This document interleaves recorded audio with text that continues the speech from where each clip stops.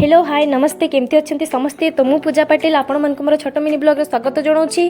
तो चलते वीडियो को स्टार्ट करिया। रोसई को नै कि मो सांगर मोर बहुत तर्जमा चलतिला। तो फाइनली हमर चिकन रोसई प्रथमे मु गोटा मसाला भाजी नेछि आ सरिष तेल रे प्याज पकाउछि।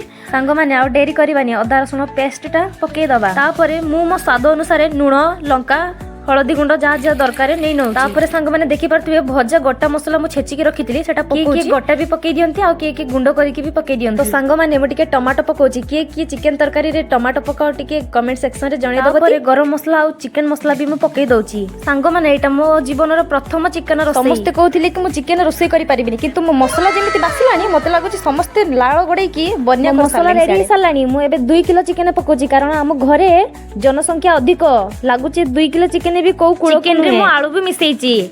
तो एबे ढांकुणा मारी दे आमे आधा घंटा पई छाडी दबा। आधा घंटे पर देखि पारतिबे मो चिकन कसा रेडी। सांग माने मु टिके कसा काडी नउछि कारण मु पूरा प्रथम रोसई करिछि। कसा न चाकले कोन हबो। कसा काडी सारला परे मु झोळ पई पानी ढाई दउछि कारण हम घरे जो जनसंख्या तांको पर पळेबो माने भाबिथिली मु ताटिए काडीथिली चिकन कसा एका खाइमी बोली कि किंतु दी बिलेई भी मो पाखरे आसी के पहुंची गले। बाध्य होई कि से दी जण को भी देइते पड़िला। दी बिलेई मांस गुडा को सब खाई देई मो पई खाली आलू रखिथिले। एमितिका वीडियो देखिबा पई मो चैनल टी को लाइक शेयर सब्सक्राइब कर देबे। एतिकी कहि रहउछि जय जगन्नाथ।